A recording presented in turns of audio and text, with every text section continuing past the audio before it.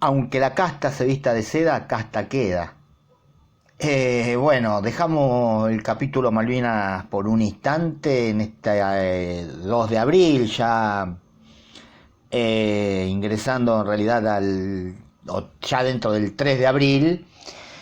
Y bueno, siempre recordamos que uno de los grandes pilares del discurso mileísta era terminar con la casta.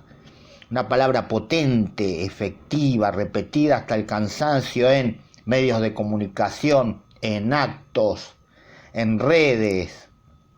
La idea de que la Argentina de los privilegios debía ser desmantelada para dar lugar a la transparencia, a algo más meritocrático, más justo, sin que se metiera la mano en la lata, como se suele decir. Y una vez la realidad, una vez más, vuelve a decir, che, ¿y la anticasta dónde está? No solo por los nombres que ingresaron al gobierno desde un principio, vinculados a los partidos tradicionales, a lo que ellos mismos con nombre y apellido atacaban. Por mencionar un solo caso, Patricia Bullrich, también lo que decía Milei de los Caputo. Pero bueno, a lo de Adorni se suma que algunos datos que salieron a la luz bastante escandalosos.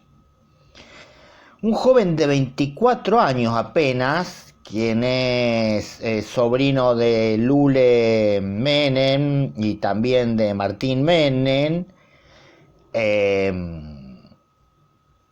Sharif Menem, su primer nombre no lo recuerdo, accedió a un crédito del Banco Nación por 357 millones de pesos con una trayectoria laboral reciente y limitada. A ver, para acceder a un crédito de esa cuantía, sacaban la cuenta que vos tenés que tener aproximadamente unos 27 millones de pesos, no exclusivamente tuyos, sino también vos tenés alguien que te acompaña, una especie de garantía, que tiene que tener una alta fuente de ingresos. Vos no podés sacar 350 millones de pesos con un recibo de sueldo, no sé, docente. E incluso con un sueldo de 10 millones de pesos no te alcanza. Pero bueno, para los créditos y los préstamos este gobierno se ha convertido en especialista. Algunos recurren a pobres ancianas, o en realidad supuestamente millonarias ancianas, quise decir, y otros, bueno, consiguen un trabajito y le dan créditos equivalentes a personas que ganan 20 millones de pesos por mes y tienen algún tipo de respaldo. Asesores directos del ministro de Economía, Luis Caputo, obtuvieron préstamos que en algunos casos superaron los 400 millones de pesos, también muy cuestionados, obviamente. ¿Con qué respaldo vos podés obtener esos créditos hipotecarios? No se trata de discutir si alguien puede o no acceder a un préstamo. El punto es otro. Todos los argentinos tienen las mismas posibilidades para acceder a estos montos. ¿Se le aplica a un ciudadano común, un laburante?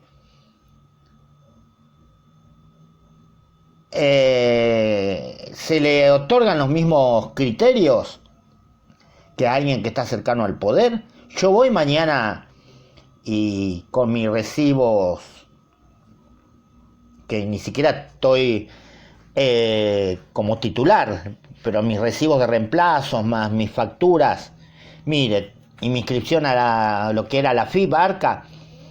Mire, señor gerente del Banco Nación o quien esté a cargo de la cartera de créditos, me da, miren lo que voy a decir, miren la cifra, voy a decir 20 millones de pesos, me agarran de la oreja y me dicen, anda para allá. Y estamos hablando del Nación, no estamos hablando de una entidad privada que puede, no sé, poner las condiciones y requisitos que quiera. Un titular de una entidad privada, por supuesto, tiene su reglamento y tiene que seguir leyes, pero si el titular de la entidad privada, por ejemplo, fuese mi amigo, por ahí confía en mí y me dice: todo bien, Rodrigo, sé que en este momento no tenés ingresos suficientes para este crédito, pero te lo voy a dar porque sé que de alguna forma me lo vas a ir pagando. Digo, acá estamos hablando del Banco Nación, que no da créditos de acuerdo a la cara. Y ahí el concepto de transparencia, ya saben a dónde se va. Con todo lo que venimos diciendo, donde ya parece ser que no son, si quiere, episodios aislados, sino que ya parece ser algo sistemático. Y el argumento oficial apunta a que los créditos fueron otorgados dentro de los parámetros habituales, con evaluación crediticia y sin privilegios. Pero muchas veces no alcanza con eso. También tiene que ser creíble.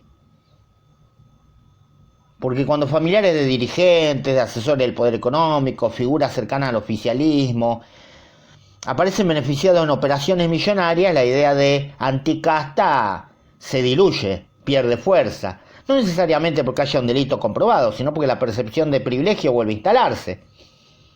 Ahora parece que Adorni también hizo un viaje a Aruba medio sospechoso, y si se quiere incompatible, y uno me va a decir: pero si lo pagó, si pudo pagarlo, no lo sé.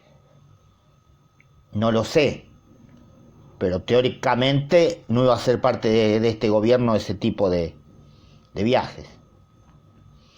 Y hay muchos antecedentes donde el acceso al poder derivó directo o indirectamente en beneficio para los propios. A ver, antes que me corran con eso, en todos los gobiernos o en la mayoría, lo que se llama tener cuña. Cambian los nombres, cambian los discursos, las formas, pero en el fondo parece repetirse. Pero ¿qué le agrega a esto? Y lo venimos hablando con el tema Adorni, con el tema Libra, con el tema Andís.